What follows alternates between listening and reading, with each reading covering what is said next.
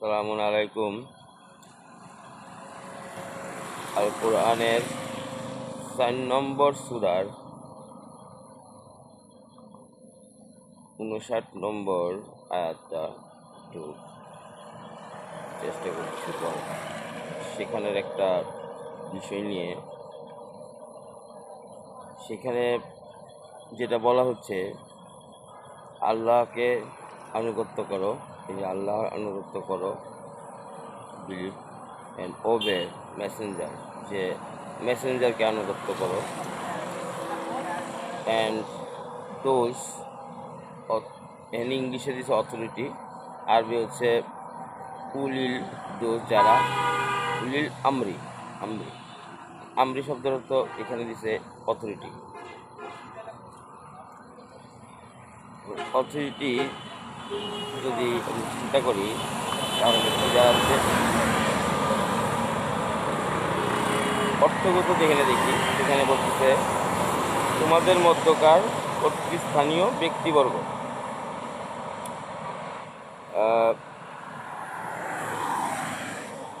তাইসুরুল কোরআন মুজিবুর রহমান বলতেছে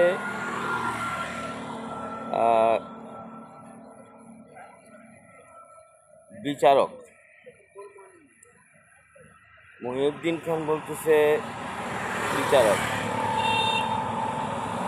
মুমিনগণ তাকি উসমানী বলতেছে যারা এখতিয়ারধারী। খুব সুন্দর অর্থ বলছে এখতিয়ারধারী। ফজলুর রহমান বলতেছেন শাসকবৃন্দ।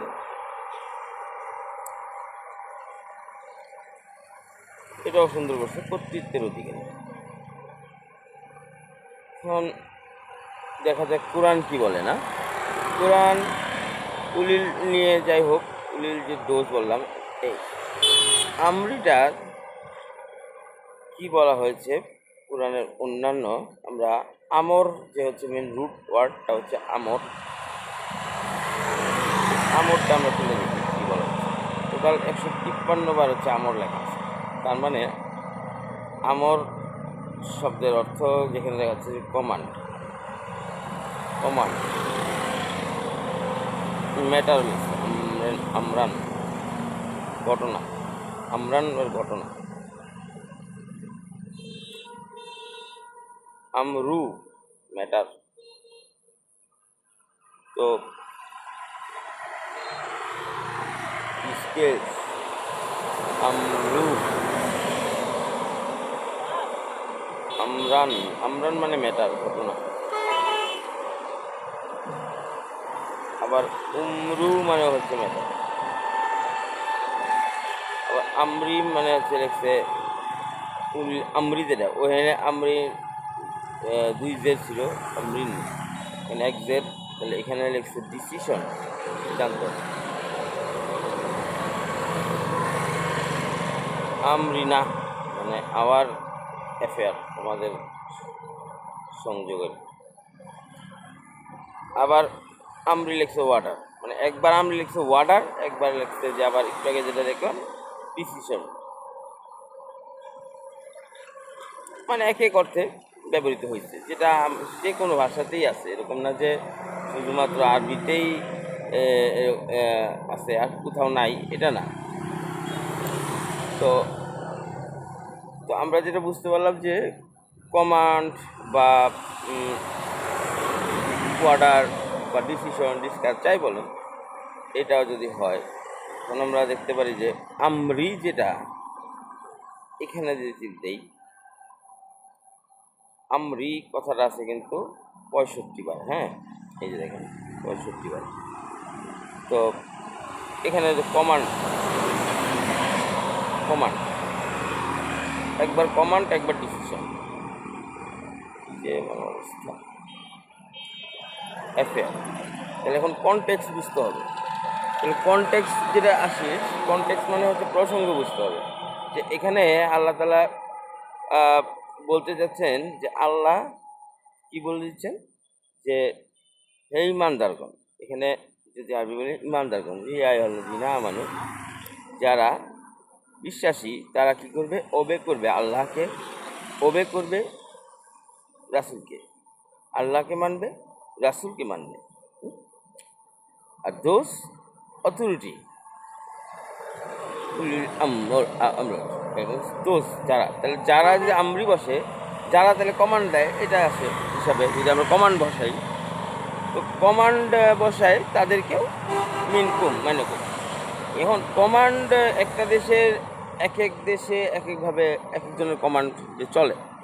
এখন এইটা যদি ইসলামিক কমান্ড হয়, আরেকটা আছে দেশীয় কমান্ড যেটা আমরা চলতেছি, তো সেই কেমন এই আয়াত অনুসারে সেই কমান্ডও আমার জন্য মেনে নেওয়া ফরজ বলা যায়। ফরজ বলতে যেটা বলা যাচ্ছে মানে ফেরে নিতে আমি বাধ্য, মান্য করতে বলছি আল্লাহ। হ্যাঁ, আবার যদি ওইটা বাদ দেই মানে তাহলে আর কোনো গ্যাঞ্জাম নাই, তারপর পরে আর তাহলে আমার আর দেখার প্রয়োজন নাই। কিন্তু দেখেন যে যদি এই কমান্ডটা আমি যদি ইসলামিক কমান্ড ধরি, যে যারা ইসলামিক কমান্ড দিবে তাদের ধরি, তাইলে দেখা যায় যে প্রবলেম সৃষ্টি হতে পারে। সেই জন্য আল্লাহ তাআলা পরের কথাটুকু বলতেছেন, ইন্না তানাজাতুম, যদি বলতেছে যে তোমাদের মধ্যে যদি কোনো মতভেদ ঘটে, তাহলে সেই বিষয়কে আল্লাহ ও রাসূলের দিকে ফিরিয়ে দাও। মানে আলটিমেটলি রেফার টু আল্লাহ। ঝামেলা হইতেছে, মনে করেন যে ওই পরিস্থিতি আপনি চিন্তা করেন, ওখানে কোনো একটা বিষয় নিয়ে হয়তো এরকম ঝামেলা হচ্ছিল। হ্যাঁ, তো নেতৃস্থানীয় ব্যক্তিকে কমান্ড করতে বলে দিছে রসুল বা যে কোনো একজন বলে দিছে, কিন্তু তারা এখন দেখা গেছে নেত্রী যে কথাটা বলতেছে এটা ভালো লাগছে না মানতে, তাই তো তখন এই যে মতবিরোধ সৃষ্টি হয়েছে। আর মতবিরোধ যদি হয় ধরলাম আর কি, এই মতবিরোধটা যদি হয় সেক্ষেত্রে তারা আল্লাহ তাআলা বলতেছেন যে তোমরা আল্লাহ এবং রাসূলের দিকে ফিরি, তাহলে সেই বিষয়কে আল্লাহ এবং রাসূলের দিকে ফিরিয়ে দাও। হ্যাঁ, এখন একটা আপনাদের বুঝতে হবে এই কথাটা, তোমরা আল্লাহর অনুগত হও ও রাসূলের অনুগত হও। আল্লাহর অনুগত হও, রাসূলের অনুগত হও, এই কথাটা কে বলতেছে? আল্লাহ বলতেছে না জিবরাইল বলতেছে? এখানেও একটা ব্যাপার আছে। জিবরাইল যখন আল্লাহর কথাটা রসুলকে বলছে তখন কিন্তু প্যাসিভ হয়েছে, কথা বুঝে তখন কিন্তু প্যাসিভ হয়েছে। আমি আল্লাহর কথাটাই কিন্তু জিবরিল বলতেছি, তাহলে কি বলতেছে যে হে ইমানদারগণ তোমরা আল্লাহর অনুগত হয়। জিবরিল বলতেছে যে রসুলকে আল্লাহর অনুগত হও। জিবরিল যদি রসুলকে বলেন তখন কিন্তু এই অংশটা বলার কথা না, যে তাই না, যে রসুলের অনুগত হন, রসুল তো সামনে আছে। আরেকটা যদি আপনি জিবরিল যদি হুবহু করে দেন, তাহলে এটা বোঝা যাচ্ছে যে জিবরিল পুরা ইমানদারদের জন্য এটা বলতেছে যে তোমরা এই রাসূলের অনুগত হবা ও আল্লাহ অনুগত হও। এটা রাসূলকে শিখাই দিচ্ছে, তুমি এটা বলে দাও। তাদের বলতে ইমানদারদের বলতে, রাসূল আমাদের বলছে তার সাহাবীদেরকে, যে প্রতিষ্ঠানের ব্যক্তি তাদেরও অনুগত তোমার করতে হবে। এখন যদি মতভেদ হয় তাহলে তোমার আল্লাহ রাসূলের নির্দেশে ফিরে আসতে হবে। আল্লাহ রাসূল তাহলে কি নির্দেশ দিচ্ছে, উলিল আমলে মারো, তাহলে আবারও উলিল আমলের কাছে ফিরে যাও। এই তো চক্রাকারে চলতে থাকে নাকি? যদি আমি আল্লাহর কথা মানো, রাসূলের কথা মানো এবং উলিল আমলের কথা মানো। এখন চেষ্টা লাগছে রসুল মারা গিয়া, যে এখন আমি যে আল্লাহর অনুগত হব, রাসূলের অনুগত হব, এরপরে উলিল আমরের অনুগত হব। উলিল আমরের অনুমোদনের কথা কিন্তু রাসূল বেঁচে থাকতে দিছেন, উনি মইরা যে কিন্তু এই আয়াত নাজিল হয় নাই যে উনি বেঁচে থাকতে দিছেন। তার মানে কোনো একজন পাঠায় বিভিন্ন জায়গায় পাঠাইছেন। এটাই যদি হয় তাহলে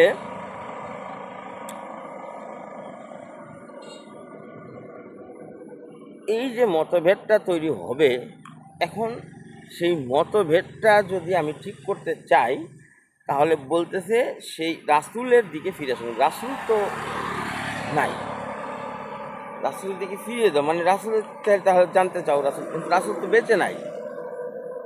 তাহলে অন দ্য স্পট রাসূল যদি থাকতো তাহলে রাসূল কি করতে পারতো যে অরিজিনালটা দেখে সেই অনুযায়ী একটা বলতে পারতো। রাসূল তো নাই। হ্যাঁ, তাহলে আল্লাহ আছে, আল্লাহ তো আছে, তাহলে হিসাবে তো আল্লাহর দিকে ফিরে আসতে হচ্ছে। এখন আপনারা বলবেন যে আমি তো কি যুক্তি দেখাচ্ছি না, যুক্তি মুক্তি না, এই হিসাব আর কি, নর্মাল হিসাব। যেহেতু উলির আমলের ঝামেলা লাগছে, আর রাসূলে যে ফিরে আসবো, রাসূলের তাহলে আমার আছে কি হাদিস, তাও আবার সব হাদিস নেওয়া যাচ্ছে না। কেন? সব হাদিস নিতে গেলে তো প্রবলেম, এই জন্য আবার জাল জয়ীফের ব্যাপার স্যাপার আছে। হ্যাঁ, ওই হাদিসগুলো আজ আবার রসুল বলছে কি না, হ্যাঁ সেটা নিয়েও প্রবলেম আছে, দেখেই তো জাল জয়ীফ বেরোচ্ছে, তাই না? এখন এই জাল জয়ীফের হাত থেকে আসলে আমাদের বোঝার জন্য অনেকেই সহি হাদিস বলেছেন। হ্যাঁ, আলবানি, বিশিষ্ট আলবানি সাহেব, উনি এরকম ভালো সহি হাদিস তাহকিক করতে পারতেন। এরকম আর ইবনে তাইমা আছে, অনেকেই আছে। তো সবাই যেগুলা বিষয়ে একমত হতে পারতেছে না, কখনোই হতে পারে না। এর মতবাদ থাকবেই, এবং এইটা মত পার্থক্য থাকবে, এটা নর্মাল বিষয়। এখন এই মত পার্থক্যে যে প্রবলেমটা হচ্ছে সেটা হলো আমাদের সাধারণ মানুষের প্রবলেম হচ্ছে।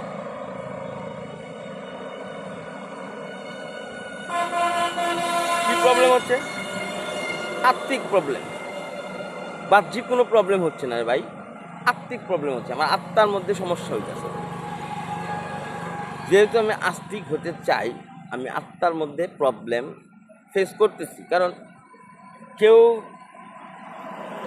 ওই আরেকজনেরটা আমার বলে নগদ কাফের বলে, এখন আমাকে কিন্তু কাফের বলছে, সেই জন্য বললাম। তাহলে কাফের বলা বেশ সহজ একটা জিনিস। আমার যে হিসাব সেটা হলো যে তাহলে আমি কোরআনের দিকে যদি ফিরে আসি, তাইলে আবার একটা মহা প্রবলেম সৃষ্টি হয়। তখন আবার অনেক কিছু, আবার কোরআনে অনেক কিছু আমরা যে করি এর সাথে মিলে না। তাইলে এখন